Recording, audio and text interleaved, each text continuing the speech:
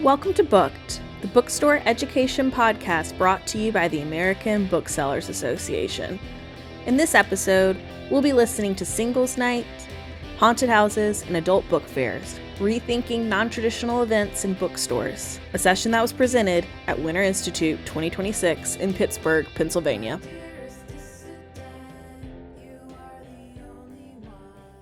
All right, folks, we're going to go ahead and get started, understanding that folks will be filtering in likely. Welcome to Singles Night, Haunted Houses, and Adult Book Fairs, rethinking non-traditional events in bookstores. I'm Sarah Jackson with the book and cover. And first, some light housekeeping. You can find slides and handouts here, which is hyperlinked, but I do think that it's pertinent to point out that's in your app. You can't click on that. That's a screen. We would love to hear what you thought of this session by filling out the survey, either in your app or there are some hard copies if you're a diehard analog person. Recordings will be on BookWeb and BookEd. Please silence your cell phones. And then when we get to the Q&A portion, if you would, please wait for the mic. That helps us with accessibility and the recording of the session so that the question is recorded. If you just get really excited about your question and you shout it out, one of us can repeat it into the microphone, but we would love for you to wait for it. I've actually received word that this is the only session where we can divvy up the market. So just kidding. A reminder that you are encouraged to share ideas and support during the conference, but John Sherman and his 1800s Antitrust Act prohibits us from discussing price or pricing policies, boycotts, or dividing up the market. Sorry, comrades. Our session objectives are that by the end of the session, we hope that you'll be able to define success for non-traditional events based on your store's goals and capacity, apply practical strategies for planning, marketing, and staffing creative events, and feel empowered to test new event ideas that strengthen community engagement. I promise I'm not going to word for word read all of the slides. But now, introductions. Take it away. Hi, my name is Betsy Haberl. Thank you. I'm from Booked, which is about an 800 square foot, mostly children's bookstore in Evanston, Illinois. Hi, everybody. I'm Lizzie Matson. I'm from Spearfish, South Dakota, and I own Henry's Books, and we're probably about the same size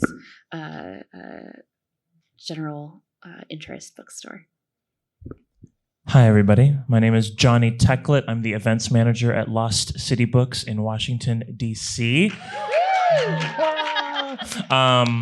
We are about 3,000 square feet of retail space. General bookstore, a little bit of everything. Lovely. Okay, our agenda is introductions. Done. We've already done that. Then we're going to talk about redefining events, financial considerations, marketing promotion, logistics and planning, common pitfalls, and then we'll have our call to action and Q&A. We already did that. All right, why rethink bookstore events? So if each of you would talk a little bit about what redefining an event has looked like for you and what made one of your weirdest events work. Is it me? Okay. Betsy. Okay. So this is, so I've fallen into the role of the events person at the store. And one of the things that's interesting, and I suppose weird about our store is that most of our events are actually targeted at adults and or grown-ups, as we call them. And despite us being pretty, 80-85% children's books. And I think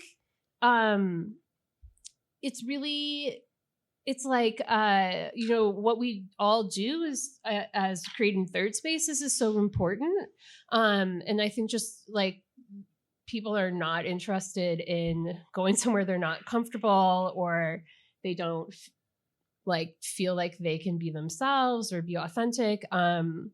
So I think the first and foremost, creating a welcoming space and then having your people be able to come in anytime they want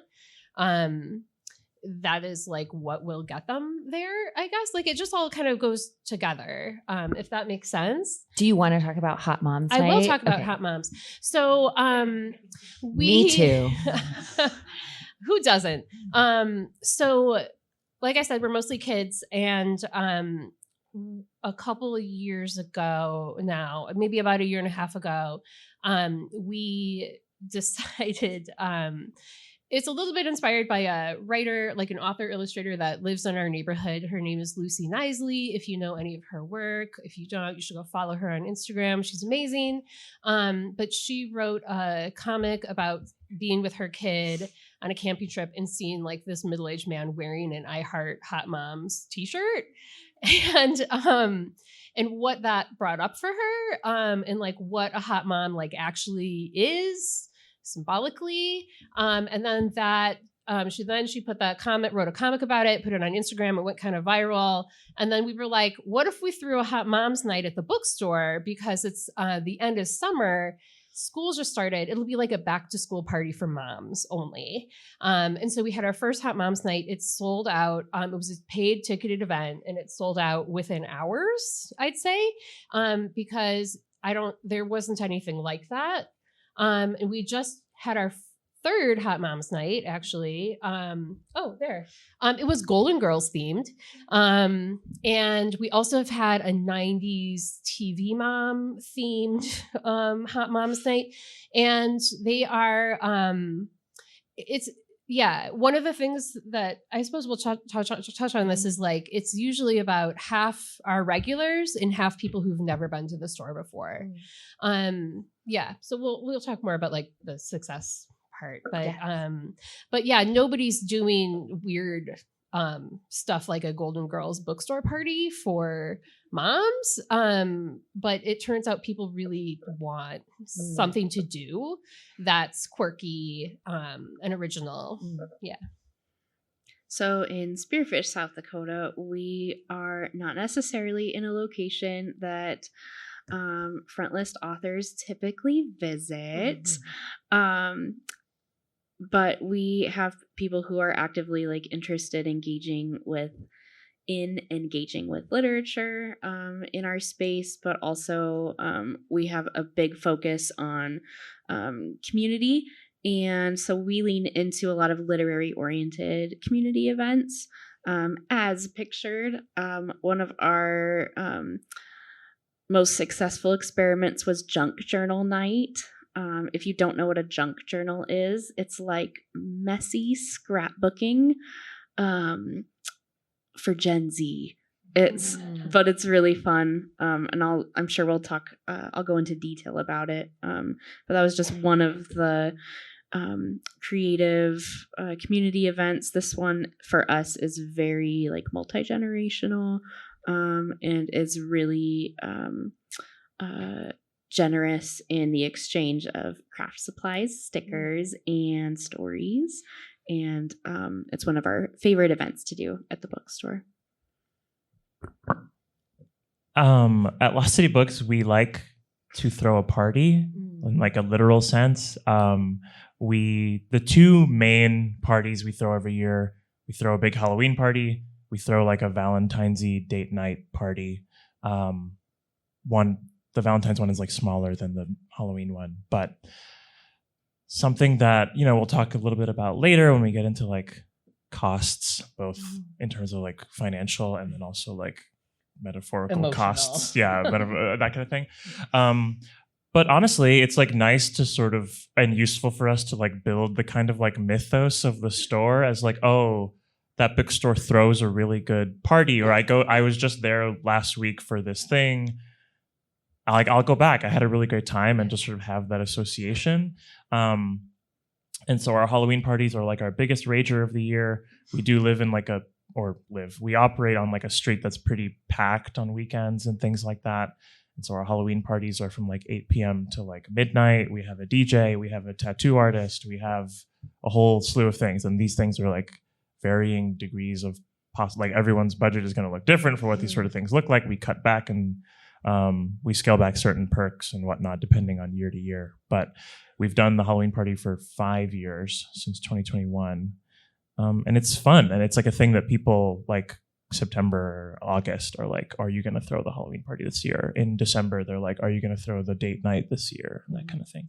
And so it just sort of helps being like, oh, there are people who like want to come to the store for like these like hyper specific things. And then how can we get them to come for like books, which they probably read if they're coming here. If they're coming to party at a bookstore, they're probably reading books also. But yeah, we'll chat more about it as we go. And some of what we talked about on the call is starting with, what do you or your staff like? We had a staff member come to us and was like, can I please do a Dungeons and Dragons one shot about a summer camp on the moon? Yes. And we were like, Yes. Sure. Yeah. And that very little overhead for us. And it brought folks into our store who ended up buying books. But it wasn't something where we saw another store doing something, or I saw, because I'm on Shelf Awareness, I'm on Instagram, I'm on TikTok, and I can sometimes see Lost City doing these ragers. And I'm like, I too want a rager. And that's not something that is within the scope for us necessarily financially or emotionally for my staff. They're not ragers. They're D&D one shot on the moon folks. And that's great. And so when it comes to these events, thinking about, what do you like? Do you like to junk journal? Yeah. Do you like the Humane Society and bringing puppies in for puppy story time, where everyone's just holding a floppy, warm puppy while you read books? So starting with, what do you like and what makes you excited? What would you get a ticket to? It's similar to like hand selling. Like, it's so easy to hand sell a book that you love. It's actually really easy to hand sell a bookstore event that you love. So the best example I can give is our store manager, Scarlett, right there, is a huge Twilight fan. And so when we discovered Hachette was releasing a 20th anniversary edition of the book that had sprayed edges, we were like, well, let's just throw a Twilight party with a bunch of people who are too old. Allegedly.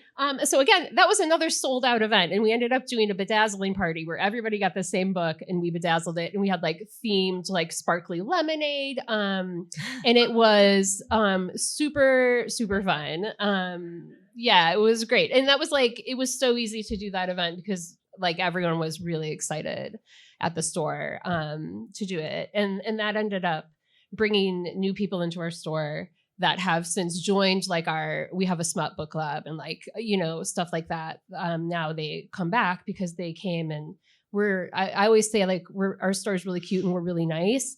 And so like, and that's the truth. So people came and they had a really good time and they felt good. And now they're part of our community, which has been beautiful. Wonderful. Okay. So getting kind of transitioning into some of the more financial considerations and those metrics and how we might think about that. Can each of you talk a little bit about how, when you're conceiving of these events, you think about, all right, how are we going to evaluate if it's been successful or not? Do you want to start? Yeah, Johnny, start. Yeah, I'll start. Our Halloween parties do not make money. That's sort of like a huge thing to like say from the jump. We try to get as close to like breaking even as possible. While the party's happening, booksellers are working. We do sell books during the party, but it's more so for the sake of having a place where once a year people can dress up and come all together and that kind of thing. We have year-round disco balls installed in our ceilings. Most of the time they're unplugged, but whenever the party is happening, we plug them in and we have, you know, we can have a dance floor. But really it's just this idea that like people, you know, we're on a street with a lot of bars. The bars are truly impossible to get into, especially as the night goes, as the hours, you know, go on into the night. But we tell people that like you can come to the bookstore and pregame and then go to somewhere else. You can have this be the only place you want to be. You can like come and dance in a space where you're like, oh, like I'm like, yes, there are like drinks present and whatnot, but like I'm sober, my friends are sober. We're just gonna like kind of dance with the booksellers that I see at book club and whatnot. And you're welcome to do that. And, you know, I was a tree last year and it's like, oh, there's the guy who welcomes everyone to the store and now he looks like a tree. And then, I don't know. But also there's like events that you can do, like our Valentine's event is capped at 50 people. we get like some live musicians that are down to like play some French horn and bass and stuff. We get like little pastries, and we tell people that the cost of the ticket goes toward like a discount on whatever you purchase. And there's like little sort of knickknacks like that. But then we do stuff like, because we have used books, we do like sidewalk sales where if the weather's nice and we have these little carts, we'll just like sell books outside. We don't do that too often because it's like a whole lot of work to like lug all the books outside and have like enough genre representation. And anyway, but the idea that like you totally can build a community, get new people. We had someone who came to our Valentine's date night this past, 2 weeks ago, and they had never been to Lost City Books before at all. They had just moved to DC and like Googled things to do. And they were like, oh, I'll go to that. And they were like on the wait list because we had sold out, but they were the only person from the wait list that actually showed up in person. And I was like, I mean, yeah, come on in. What am I going to say? No, you're here. Just like, and it's great. And yeah, so like, as far as like our date night goes, it's $75 a person, which in my head, I was like, oh, that's like kind of expensive. We live in a big city. Everything is expensive. My coworker was like, if a couple wants to have like a nice night out, then for them, perhaps in a big city, $150 total at a place you like with a discount for books. Really, it's a $50 ticket because we're saying that you get $20 off any purchase. We have adjusted that in the past based on like what we feel like is appropriate, but it's really sweet. And there's live jazz. There's a author named Marissa Franco who wrote a book about making adult friendships called Platonic, and she happens to live in DC, and she has like a friendship booth, like ask the expert kind of thing. And so people sit down and they're like, how do I make friends that are not at my job? And they can teach you how to do that. Or it's like fun, and there's like dancing, and there's little pastries that we get from like a bakery down the street. And it's sweet. This one makes more money because it's way fewer people, and the costs in general are just lower because we're like, catering to fewer people. And so you can do that kind of stuff all the time. We've had a birthday party once, which because we opened on like the 29th of February after renovations, our birthday parties are very infrequent. So it's fun to be like, come once and then, goodbye. But it's truly just like, if you enjoy having a party, it can look like anything. You can have any sort of level of, involvement or pizzazz. You can make a party out of nothing. I think about if you're inviting just out of your, regardless of a job, if you're like inviting people over to your house for a party and you have like a cooler and some snacks, right? If people want to come, they will. And you can figure out what works best for who shops at your store and that kind of thing. Talking about the difference between events that are more profitable in relationships and community building versus what's profitable in dollars. I think sometimes it's wonderful when both can happen, and I would say that's what happens for us with our junk journal nights, but also to go back to what we were talking about, what your staff likes to. There's an event that would not bring me joy, but my husband really enjoys. We do something called Blood on the Clock Tower, and it's like a mafia-like game with social deduction, and you're lying to your friends, and it's pretty fun for attendees.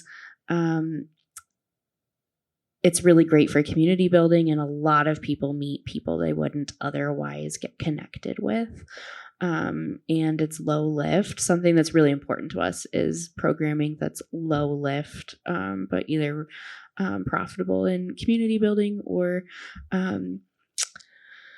dollars. And I would say another event that I do pretty often is I teach embroidery classes. My husband should not be teaching embroidery classes. But like I said, leaning into those strengths. But I think the community building things. Oh, I remember. I had a point, you guys. I'm sorry. It's Thursday. I mean, we're tired. The other thing we have noticed in our bookstore is when there are ticket sales, people like to have something included. whether it's alcohol or not, but I would say having, we're attached to a restaurant, and so people can pass through a hallway to get to the bar and bring their drinks back. So usually events at the bookstore include drinks from next door. And sometimes that's all we need to include in the ticket to just make people feel comfortable and welcome, in addition to the very friendly staffing that also makes everybody feel very welcome and having a good time. But sometimes that cost of including drink tickets for us is worth it. Sometimes it makes the event less profitable, but it allows everybody to be more comfortable, at ease. And, you know, I think for some people it gives them something to look forward to. Yeah, I think similar to what Johnny was saying, you know, my philosophy for financial costs is I try to have the event cover the cost of the event. And when that includes staff time, because and that is really important to consider, which, you know, this like idea of low lift versus high impact, I think it's, you know, nuanced, can be nuanced. But having events that you can kind of like repeat, because like once you so it's like we did one hot moms night and we were like, and then everyone was like, when is the next one, please?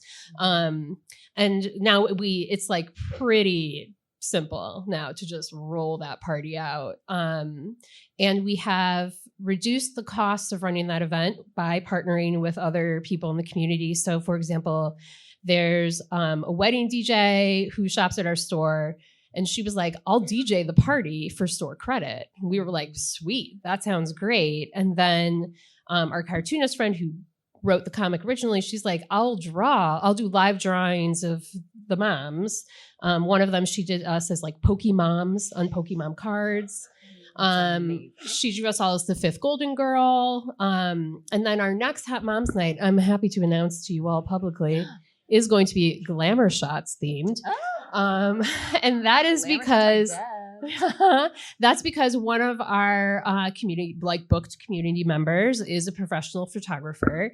And she was like, I want to come and do like something for the store because I love you guys and like want to support you. And so our store has a tiny door for kids to go in. And she was like, we could do like tiny door portraits with the kids. And then I was like, and she's like, but I'd really like to do something for hot moms. And we were like, then she was like, what about glamour shots? And so that's going to be the next one. And so it's the same kind of thing where like the people in your store that work in your store, but also the people in your broader community, because we all know that no one is choosing to shop with us because they dislike us, you know, because they don't want us in the community. Like they want us here. And so they, you know, it's like just that. And something good always comes out of these events. So like one event we had a teacher who'd never been to our store came and had a great time. And then like the next week she got a bunch of grant money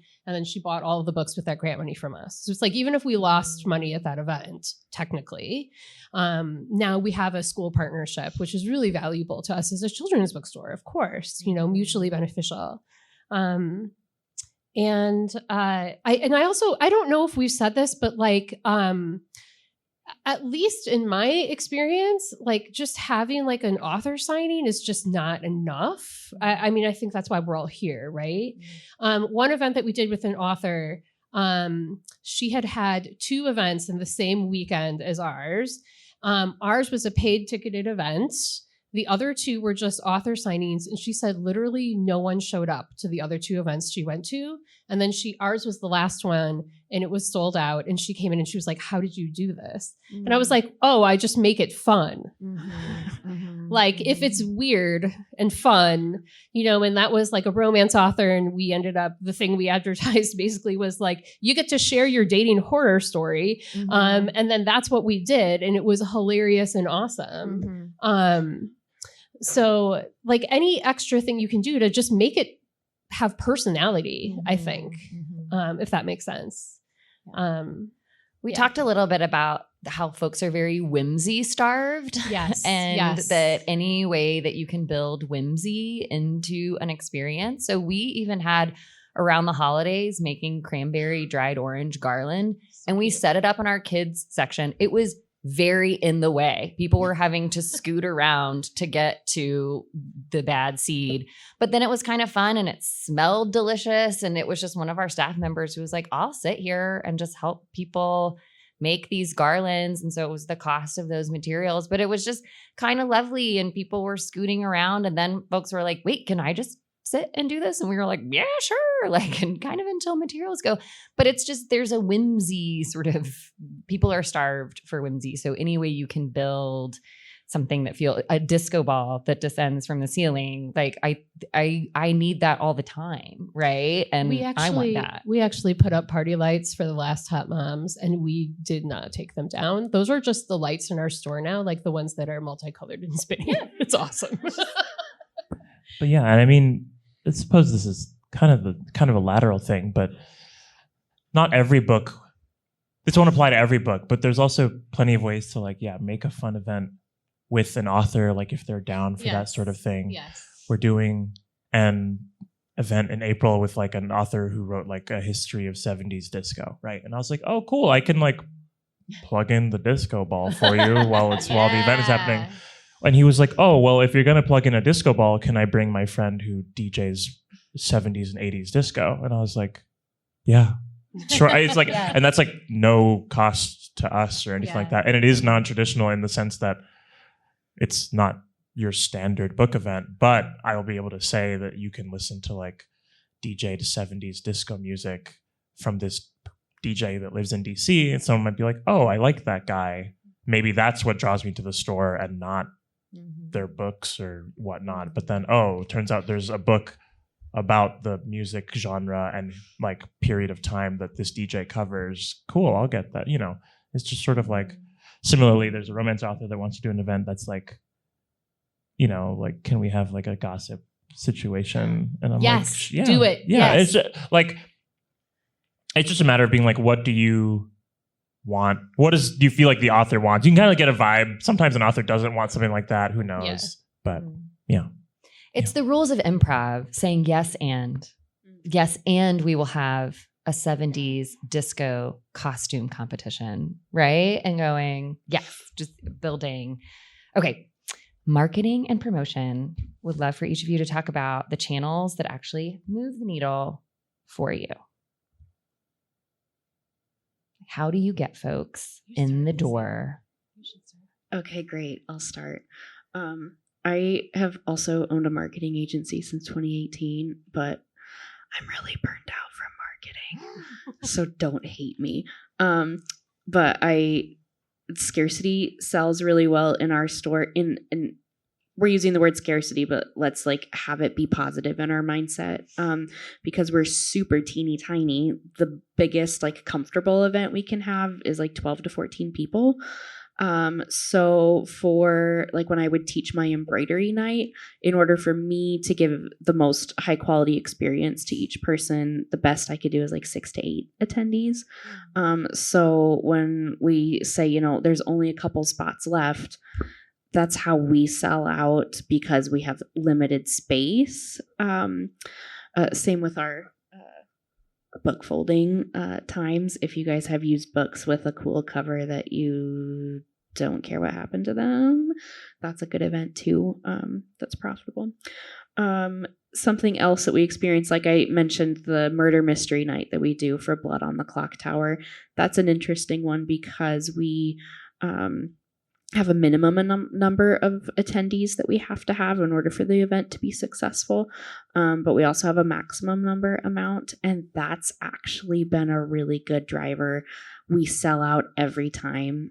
Interestingly enough, though, I think this might be unique to my community. The last minute signups for things are how we sell out.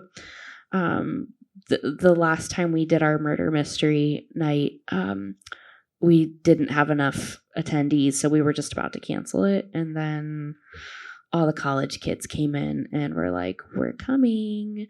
So scarcity sells for us. I think What channel are you reaching the college kids on? Like, how do you find that that's- folks are finding out That's about great. it? Okay, we're in a small town in South Dakota, so we keep it simple. We are on Facebook and Instagram, but we're reaching the college kids on Instagram almost exclusively. But because we're in a small town, it's been really effective for us to reach out to our local community calendars on the local newspapers. Our Chamber of Commerce has a community calendar they let us post on. We aren't too far away from our local NPR station, or the South Dakota Public Broadcasting. So we take advantage of those community calendars. It's a little time consuming, but it's free. And especially for, we also do nonprofit work, and we are trying to garner more loyalty for attendees from our retiree crowd. And so the older folks usually that come in say they saw us in the paper or they heard us on the radio.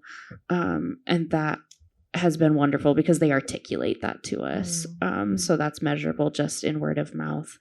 And then this is a small town thing, but we have like a local classifieds Facebook page, and that's the place. We have a couple events this Sunday that I need to get filled up. And so I quickly shared the Facebook event to the local classifieds. And that's the place to tell people things. Johnny and Betsy, can you talk about where you promote? Yeah, we post to a great many places. Facebook and Instagram. For the Halloween parties, the only time where we'll like get like a sponsored ad or something. But normally it's Facebook, Instagram. There's like daily and weekly newsletters in DC that we use a lot. I make a literal physical pamphlet like that's at the front desk that has every event and every book club happening every month, and you can get like this March at Lost City Books, and it has a whole thing. For Halloween in particular, we make like limited edition like spooky merch. That's what the like logo was at the like earlier slide, the like knight with the Scary. with all the arms.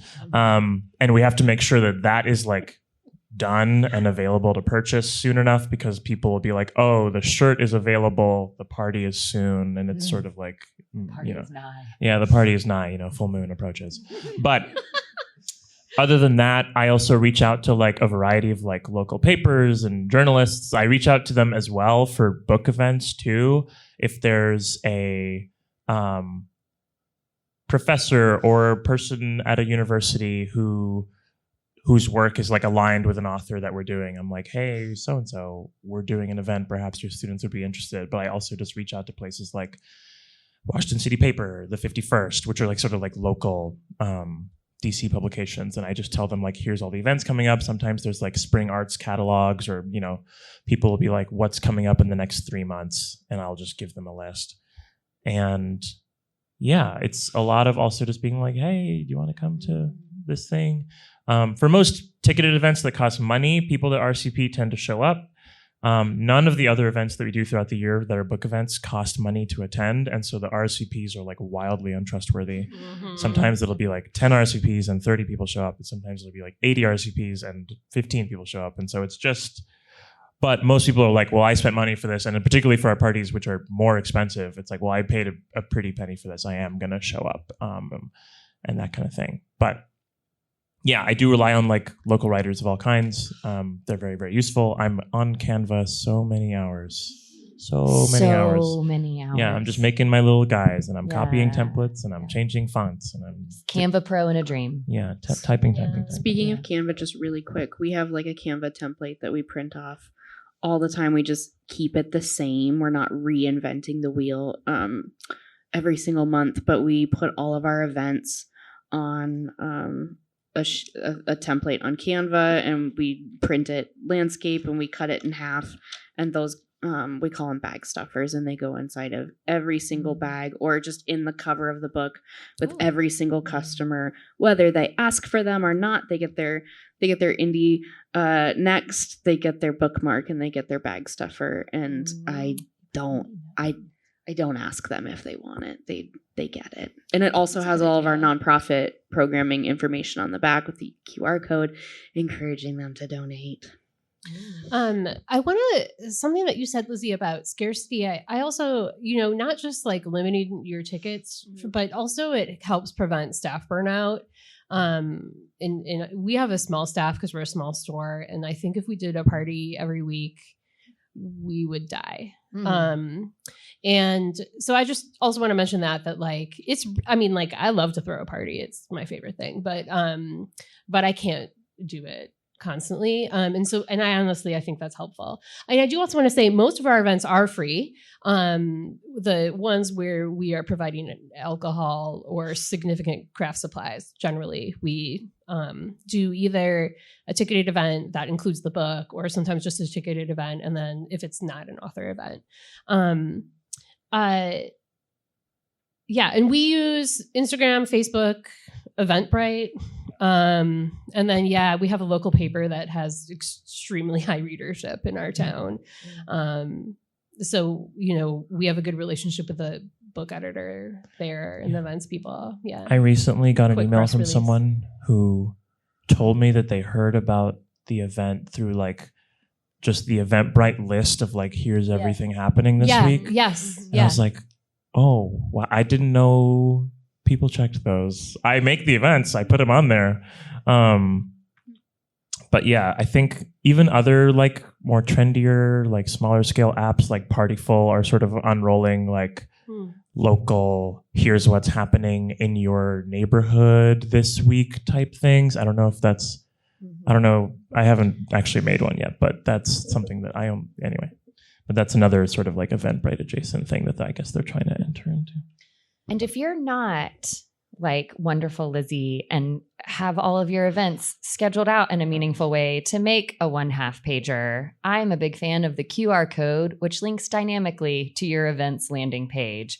So, and that goes on all of our bookmarks. And so that goes into, and that's nice then because we're not always, I would love to have everything scheduled a month out, but sometimes it's a pop-up puppy party and I don't always have a lot of time. So just kind of cueing folks to constantly be going to that space. Another thing that I learned in the e-commerce trends session, which many of you may have participated in, and I have a lot of feelings about this, but there are bot scrapers who are going out and scraping our sites and informing ChatGPT and Gemini so that when someone goes and says, what should I do this weekend in Chattanooga, Tennessee, it is pulling some of that information. So making sure that whatever you're doing, it's somewhere on Al Gore's internet, what you're doing, where it is, that it's bookstore related, so that when someone cues that prompter very specifically, again, you can feel how you want to feel about it. I certainly do, but I also don't want it sending folks not to me. So if I can say one thing about SEO, which is search engine optimization,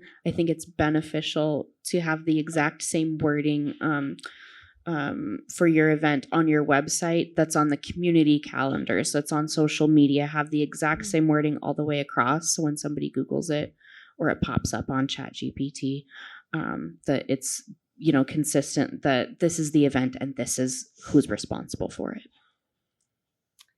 Okay, so you're going to do it and you're marketing it. Now it's time to actually execute it. So we're going to talk a little bit about the logistics and execution parts of it. So I think we've talked a little bit about the good partners, talking about, or do you want to talk a little bit about, do you feel like you've talked about your community partners, tattoo artists? I mean, the tattoo thing is fun because technically in the previous slide, it was my coworker getting a tattoo of our logo. But I think it's fun because it's one of those things where it's like, oh, I think our Halloween parties are, I'm blanking off the top of my head. I think they're $50, but they could be more. I wouldn't be surprised. But someone might be like, oh, $50 for a party at a bookstore is expensive, but $50 for a flash tattoo is really cheap. And so we get there's a tattoo parlor like down the street from us, and they send 2 tattoo artists over, and with the cost of the ticket comes your opportunity to get a flash tattoo for free. There's no guarantee. You'll just wait in the line. And if it comes to the point in the party where they're like, we can't take any more people, then that is how you've chosen to spend the party. We like take people's names down and we tell them like, your time slot is like this time, come back at this time. But sometimes it never truly lines up because sometimes a tattoo takes a little longer, But like, that's always fun. Musicians are everywhere, even when you least expect it. And I did mean that in like a sweet way. One of our coworkers like plays. I like learned recently that he like teaches people how to play the drums when he's not at work, and it's cool. And I'm like, oh, it's like fun. And so like, there's like so many like avenues for that kind of stuff. I think it's like, it doesn't have to be an author just because we're a bookstore. I think that's the main thing. It's like, who do you know that does something cool? Yeah. Invite them to your store. Ask them if they want to come. Ask them if they want to come when an author's there. Yeah, that's all. So it's like, who do you know that has a job? Even Marissa Franco, or a skill. Even Marissa Franco, who did the like friendship advice booth at the Valentine's party, we didn't pay her and she didn't accept payment from people who sat. She was like, in order to sit at this booth, you must donate any amount of money to the Palestinian Children's Relief Fund. Yeah. And they were like, cool, yeah, I'll do that. And then they like and it's like, great. And Marissa's like, can I bring some friends to the party for free? And we're like, yeah. Thanks so much for being here. Enjoy the pastries. Yeah, we're not a big box store, so like working out an agreement, like a barter system that works for your community partners is great. Yeah. Don't underestimate how useful it can be by asking your regulars. I know you guys all have a relationship with at least a few people, your frequent flyers in the store. Ask them what kind of thing they're interested in. We have had a tattoo pop up in our bookstore, and I did not realize how aggressively the girlies wanted it, but they wanted it so bad. So I was like, fine, I will do it.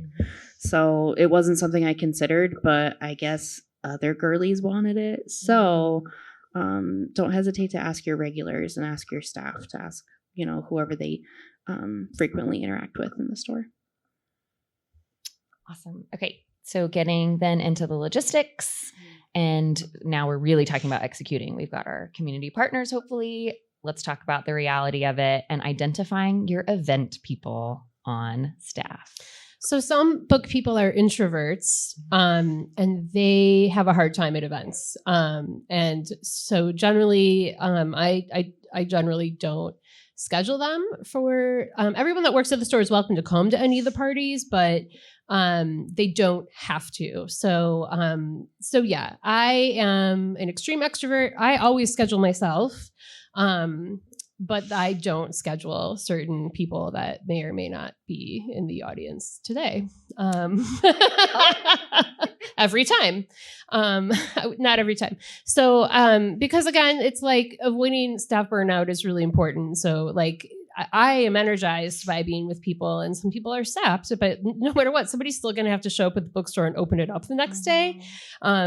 So that's like, you have to keep that in mind, especially if you're a small group, like putting everything on. And for each stage of the process, right? You might have some folks who are planning, really excited about material gathering, making the Canva, but do not want to be a part of actually being present and executing. So identifying among your staff, what do they get excited about when it comes to event? And it could be none of it, but typically there's a way to slot in everyone at some part. Yeah, like we do our parties are really, they're just twice a year. And so we have to close for a few hours before the party to like do all the decorating. And so it's relatively easy to be like, for the people that aren't interested in the party, or they're like, well, I don't want to be at work from like 8 p.m. to midnight. Thank you. They like work the first part of the day. They like help with decor for a bit, and then they like leave. And they can come back if they want, but they don't have to. And then the like second crew comes, and they assist with the rest of decorating, and then they have to like tidy it before opening crew tomorrow and that kind of thing. I have yet to figure out a good way to have somebody have energy at the end of the night to clean up. So if you have a solution, any of you, because I never want to do it at the end. Yeah. No, I guess I just have like the parent logic of like, the sooner it gets done, the sooner we go home kind of thing. And honestly, it kind of works. We typically find that the folks who attend the event get very excited about like, what can I do? Like, I can haul the chairs, like, and you're like, yes, you can do that. I'll let you come into the back room. Come on. So anything can be an event, even cleaning up. Wonderful. Talking a little bit about accessibility considerations when you're putting on an event. How do you incorporate that into your execution?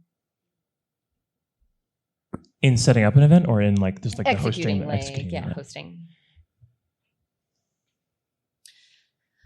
Well, one of the panels yesterday, somebody from our team that's here said that something that we're going to start doing, which is to put on all of our event materials that if you require or need or would like any sort of accessibility considerations, contact us ahead of time, which is not something we've done, but I love that idea.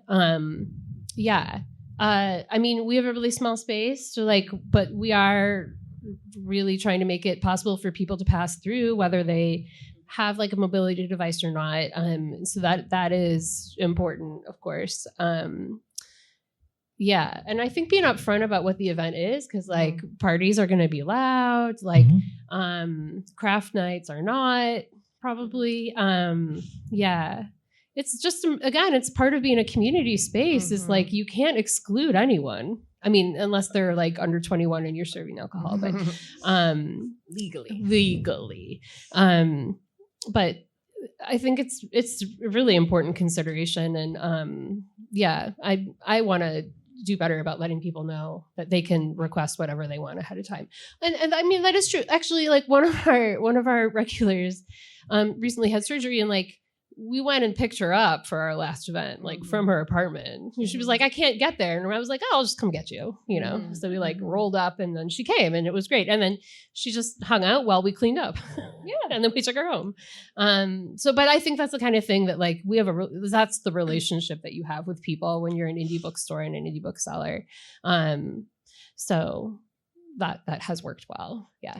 And it's great that she had that experience and then can maybe communicate that to other folks. I think, yeah, you do what you're able and you consider, and it's right. It's symbiotic. You're evolving. And so I think that leads us into maybe what sometimes the pitfalls are. And so, because of what I'm hearing folks say is like, oh yeah, you sort of have this intent or this aim or ambition. And then why maybe still does it not work out? I have a good example. With our embroidery nights, I call them sip and stitch. Something that I learned personally, they were such a big hit and they were in such demand and everybody wanted to come. And so it's just, I can do like 6 to 8 at a time if, to give everybody attention that they need. But I underestimated how quickly I was getting burned out. At the time, I was struggling really badly with carpal tunnel. It was like painful to like be doing it, but I was there. But the mental load and constantly like keep being on and keeping the hype up. We were doing them several times a month, and then I backed off to once a month. But I had to take a long break because I think when you do an event too many times, the novelty wears off. And so because I've been on a long break, people are starting to ask me again. And then they're asking more than once. So I'm taking the hint. I can bounce back into this again. But we've run into that with a few things that like started off with a bang. Everything was sold out over and over, and then it starts to trickle off. So that's something that is like we're actively like learning that about a few of our events right now. And I think that's really valuable to know the spacing if it's something you want to do regularly. I think there's value in a greater amount of space between the two events than what your customers seem like they want. So don't let your customers pressure you into 3 embroidery nights 1 month. And then they're like, why are you doing less this month? So gauge it. As they say when you're cutting up garlic, measure with your heart.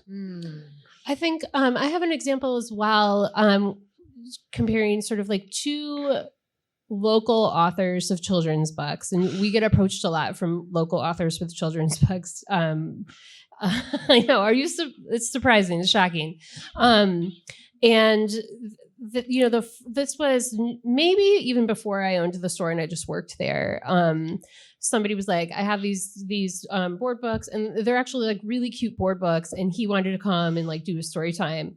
And he no one showed up for it, and it was on a Saturday. And so then the next time, which was like a surprise for a children's bookstore, and then the next time a local author came, and I did own the store, and I was like, yeah, but just so you know, you got to bring your people, number one. And number two, I had figured out you have to work with the framework that you have. So we have a really dedicated story time during the week.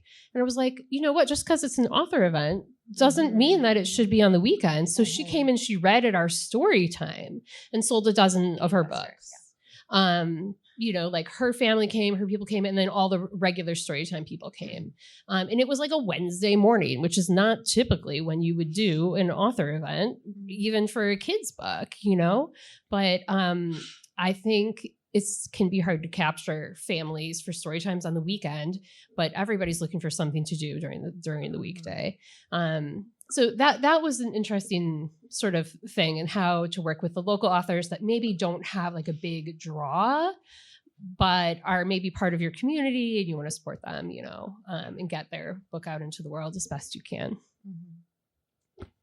This is minor, but our Halloween party last year was on Halloween, which sometimes is the deal breaker between, I'm going to go to my friend's Halloween party on Halloween and not the bookstore where I shop.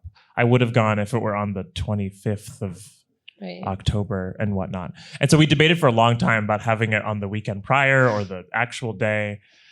And we chose the actual day. And it was one of those things where tickets were selling slower than they usually do. And I was like, oh my God, I've made a mistake, but we can't change it. We've booked everything.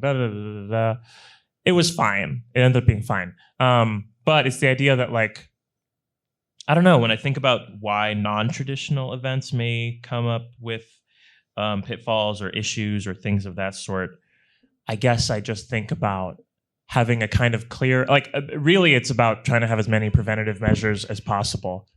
And truly, how much are we going to invest in this?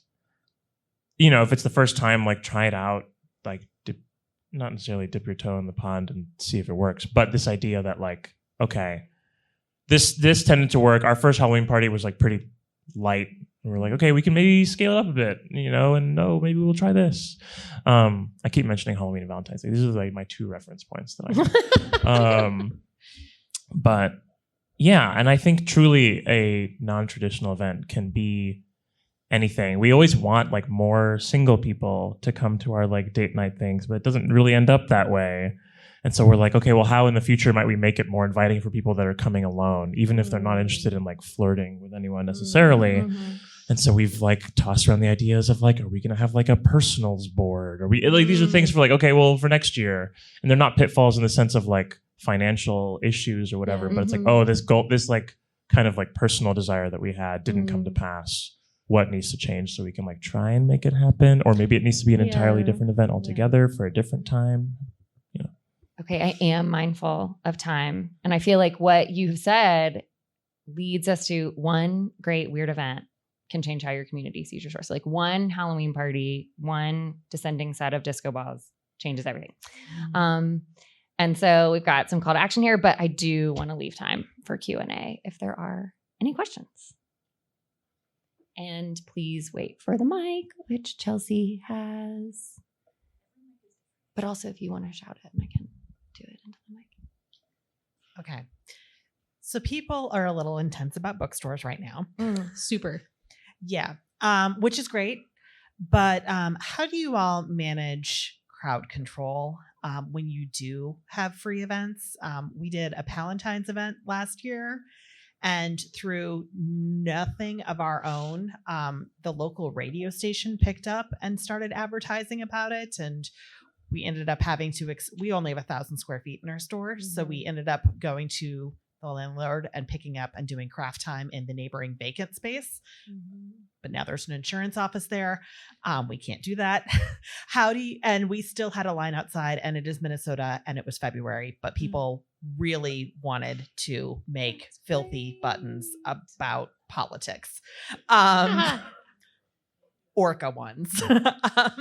So I guess like how do you kind of balance that?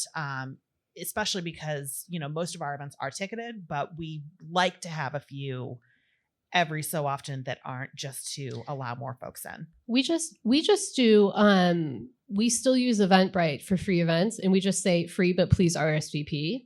And then when it gets full or close to full, we're like pretty honest, like we can only physically fit so many people in. So like, if you don't get your ticket now, you might not be able to come. And we don't like have like a bouncer at the door, but like it does, or do we? She's right there. Yeah. So that's what we've gone to at this point. Because yeah. I don't know how that felt for your nervous system, but there's also kind of a part of me that's like, yay, like that you kind of, and you're sort of doing some crowd work in the line and you're like, this is awesome. We're all freezing. Like, yeah. So, I mean, that's awesome. Yeah. Hello. Thank you guys for this panel. It's been very informative.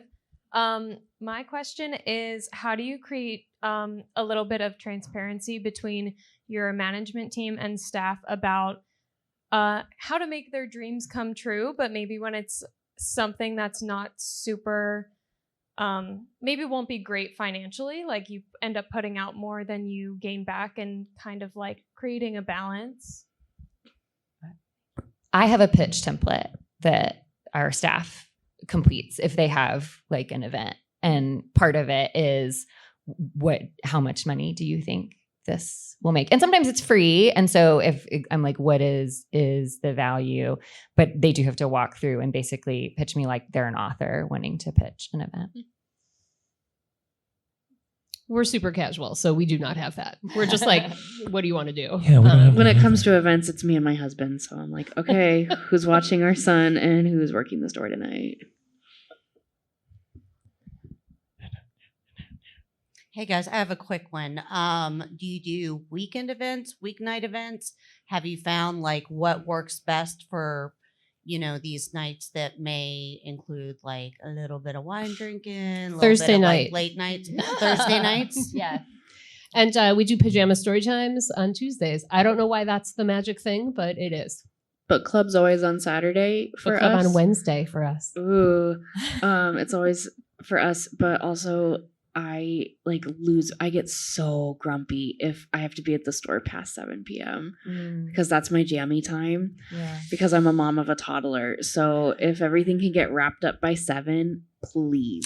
Sunday afternoon works really well too. We have we do that too. we have our Sunday Smut book club on Sunday afternoons. We have our Adventurers Guild, which is our middle grade fantasy book club on Sunday afternoons. I think that's a good time for a lot of people. It's like the weekend seems intense on Saturday and like pretty chill on Sunday afternoon. So for family things, I guess Smut is not a family event at Booked, but I don't know. That's all I got in the family way. moms might be looking for a break from their kids by then, I guess. Yeah. About the Hot Moms Night, I'm just wondering, what do you actually include in the ticket price? Do they get a discount, a drink? Thank you. It's usually, I was supposed to talk about that. So the ticket includes whatever they want to drink, whatever they want to eat. If we have like an activity or a project, like for Golden Girls, we bedazzled sunglasses that we bought at Goodwill. Then we have like some add-ons. So like the portrait drawing, that was an additional add-on sort of ticket. And then we've also done like blind date books that are themed on the party. So like for the 90s ones, we had like wrapped up blind date books that were hits from the 90s, like Jurassic Park and like stuff like there were better things, but that's the one that comes to mind.